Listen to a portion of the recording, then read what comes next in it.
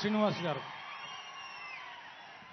ఈరోజు 12వ ఆవిర్భావ సభకి మీ ముందు మాట్లాడే అవకాశం కల్పించినటువంటి మిత్రులు పవన్ కళ్యాణ్ గారికి, అదేవిధంగా వేదిక రాంచిన పెద్దలందరికీ, అదేవిధంగా జన సైనికులకు వీరమహిళలందరూ కూడా నా ఉదయపూర్వ నమస్కారం. ఇవాళ రాష్ట్రం దోపిడీ అవుతున్నప్పుడు ఈ రాష్ట్రాన్ని కాపాడడం కోసం ఆయన తీసుకున్న త్యాగం ఇవాళ ఈ రాష్ట్రాన్ని కాదు భారతదేశంలోనే జనసేన పార్టీ అంటే ఏంటో తెలియజేసే విధంగా ఆయన ప్రవర్తన కూడా మనం చూసాం. ఇవాళ నరేంద్ర మోడీ గారు ఇవాళ ఆయన్ని కలపడానికి ఆయన పండి కష్టం కానీ, ఇవాళ 3 పార్టీలను కలిపి కష్టాన్ని కానీ మనం ఒకసారి లెక్క పెడితే ఆయన ఎంత కష్టపడితే, సినిమాల్లో కష్టపడితే కోట్లాది రూపాయలు సంపాదించేవాడు. అందరితో మాటలు కుటుంబ సభ్యులను సైతం కూడా మాటలు అనిపించుకొని ప్రజల కోసం, ప్రజల కష్టాల కోసం, ప్రజల కన్నీళ్లు తుడుస్తూ ఆయన సొంత డబ్బుని రైతు సోదరులందరూ కూడా డబ్బులు ఇచ్చి, అదేవిధంగా పేద కుటుంబాలను ఆదుకుంటూ మరి చేసినటువంటి ఈ ప్రయాణంలో మీరందరూ కలిసి ఇవాళ ఈ సభను ఇంత ఉత్తేజభరితంగా చేసేదానికి కారణమైన మీరందరూ కూడా 10 సంవత్సరాల పాటు పవన్ కళ్యాణ్ గారు సీఎం అవ్వాలి, పవన్ కళ్యాణ్ పవన్లో రావాలనే విధానంతో పనిచేశారు.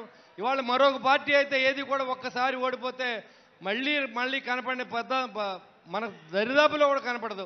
అలాంటి పరిస్థితుల్లో ప్రతి జన సైనికుడు వీరమహిళ కూడా పవన్ కళ్యాణ్ గారిని ఆరాధ్య దైవంగా చూసి మీరు చేసిన ఈ కృషి అందరికీ కూడా మీ అందరికీ పేరు పేరున ఉదయపూర్వ నమస్కారం తెలియజేస్తా ఉన్నా. ఒక్క మాట చెప్పదలుచుకున్న, జనవాణి కార్యక్రమం అని పెట్టి దాదాపు 10,500 అప్లికేషన్లు మనకు వస్తే 2,000ని మనం సాల్వ్ చేయగలిగాం. చాలా పార్టీల దగ్గర తిరిగారు, చాలా మంది నాయకుల దగ్గర తిరిగారు. ఎక్కడా న్యాయం జరగకపోతే జనసేన పార్టీ మెట్లు దొక్కిన సందర్భాన్ని మీకు తెలియజేస్తాం. చంద్రావతిని ఒక అమ్మాయి మలేషియాకి వెళ్ళింది జాబ్ చేయడానికి. 6 సంవత్సరాల క్రితం మరి ఆ అమ్మాయిది పాస్పోర్ట్ పోయింది. అక్కడే జైల్లో వేసే పరిస్థితి, హాస్టల్లో జాయిన్ చేశారు. అక్కడి నుంచి రిప్రజెంటేషన్ పవన్ కళ్యాణ్ గారు ఆఫీస్కి వచ్చింది. ఆ రోజు నేను డ్యూటీలో ఉన్నాను. ఆ డ్యూటీలో ఉన్న సందర్భంలో కలెక్టర్ గారికి తెలియజేశా, ఎస్పీ గారికి చెప్పాం, ఎంఆర్ఓ గారికి చెప్పాం. కానీ వాళ్ళు ఏం పనిచేయాల. కానీ మన జన సైనికులు, ఎన్ఆర్ఐ జన సైనికులు, సింగపూర్లో ఉన్న జన సైనికులు, మలేషియాలో ఉన్న జన సైనికులు మళ్ళీ పాస్పోర్ట్ తీసుకొచ్చి 3 రోజుల్లో రాబోతా ఉంది. మరి ఆ అమ్మాయి ప్రాణం కాపాడిన ఘనత పవన్ కళ్యాణ్ గారికే దక్కుద్దని తెలియజేస్తా ఉన్నా. ఆయన చెప్పిన ప్రతి విషయాన్ని తూచా చెప్పకుండా పనిచేస్తా ఉన్నాం. నేను ఒక ఆర్టీసీ డ్రైవర్ కొడుకుని నేను మీ ముందు మాట్లాడుతూ ఉన్నాను. విదేశాల్లో కూడా బొలిసెట్ సీన్ అంటే ఎవరో తెలిసేలా చేసినటువంటి పవన్ కళ్యాణ్ గారికి నేను ఎప్పుడు రుణపడి ఉంటానని చెప్పి నాకు తెలిసింది ఒకటే, ఆయన ఎవరినైనా మాట్లాడితే తోలు తీసేవిడే నాకు తెలిసింది. మీరు కూడా నాతో ఉండండి.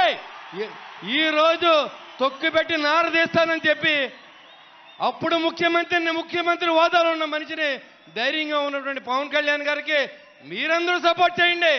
ఇది నిలబెట్టండి. మళ్ళీ ఇంకొక 5 సంవత్సరాల పాటు అజ్ఞాతంలో పంపించండి. రాష్ట్రాన్ని కాపాడండి. పవన్ కళ్యాణ్ గారి నాయకత్వాన్ని మీరందరూ ఎప్పుడు బలపరచాలని చెప్పి మిమ్మల్ని మనస్ఫూర్తిగా కోరుకుంటూ ఈ అవకాశం ఇచ్చిన పెద్దల దగ్గర సెలవు తీసుకున్న ధన్యవాదాలండి. రైల్వే కోడూరు శాసనసభ్యులు సోదరు శ్రీ అరవ్ శ్రీధర్ గారు ఒక్క నిమిషం. జై జనసేన.